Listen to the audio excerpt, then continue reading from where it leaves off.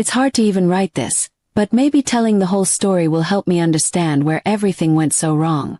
My marriage to Daniel had lasted almost 18 years.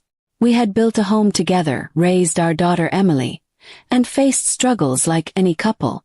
But over the last few years, things between us had changed. He had become distant, withdrawn into himself, and I, instead of reaching for him, started seeking comfort elsewhere. That decision would end up destroying everything. It started as an online friendship with a man I met through a work-related group. At first, it was harmless, just conversations about life, work, and frustrations. But slowly, those talks turned into something more. I began to feel understood in ways I thought Daniel no longer provided. Soon it crossed a line. I told myself it was just emotional, but eventually, it became physical.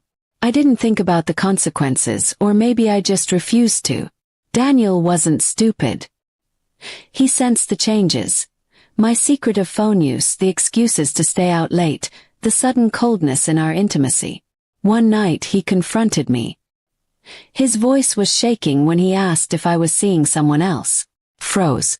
Lying felt impossible, so I admitted it. His face went pale, and he didn't say anything for a long time. Then, in the quietest voice, he asked why. I couldn't answer. How do you explain to someone that you betrayed them because you felt lonely, without making it sound like you're blaming them? After that night, things spiraled fast. Daniel moved into the guest room. We barely spoke except about Emily. I noticed him drinking more, staring off into space for hours. I should have reached out. I should have been there. But shame made me keep my distance, convincing myself he needed space. In truth, I was avoiding the guilt that hung over me. One afternoon, Emily came home early from school, crying and shaking. She had found her father in the garage. He had taken his own life. The police and paramedics came, but it was too late. I remember standing in the driveway, my legs numb, feeling like the world was spinning. Emily wouldn't look at me. The days after were a blur of funerals, condolences, and whispered gossip from neighbors who had already heard about my affair. I was drowning in guilt, replaying every moment I could have done something differently. Emily barely spoke to me, except to ask short, necessary questions. She stayed mostly with her aunt. A week later, Emily confronted me.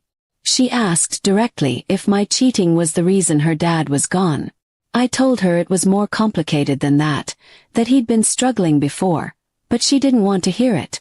She shouted that I had broken him, that I had destroyed our family. And then she walked out saying she couldn't live with me anymore. Now it's been months. Emily refuses my calls and texts. She blocked me on social media. She's living with my sister-in-law, who has made it clear she blames me as well. Every day, I wake up with the crushing weight of what I've done. I can't sleep through the night. I keep seeing Daniel's face the night I told him the truth. Friends have tried to comfort me, saying that suicide is never one person's fault, that Daniel must have been battling his own demons long before my betrayal. But in my heart, I can't separate his death from my actions. I gave him one more reason to feel worthless, and it was enough to push him over the edge.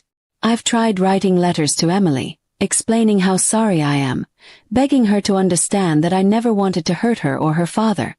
But every letter ends up in a drawer because I don't know if I have the right to ask for her forgiveness. Maybe she's better off without me. Some days I think about leaving this town, starting over somewhere new where people don't look at me like I'm a monster. Other days I think I deserve to live with the shame and whispers. Running away feels like taking the easy way out, and I've already taken too many easy paths in my life. I've started seeing a therapist, trying to face the choices I made and the damage they caused. The sessions are painful, forcing me to unpack years of resentment, loneliness, and pride. But deep down, I know that no amount of therapy will erase the fact that a man is dead and a daughter has lost her father, partly because of me. I still keep Daniel's wedding ring in a small box on my nightstand.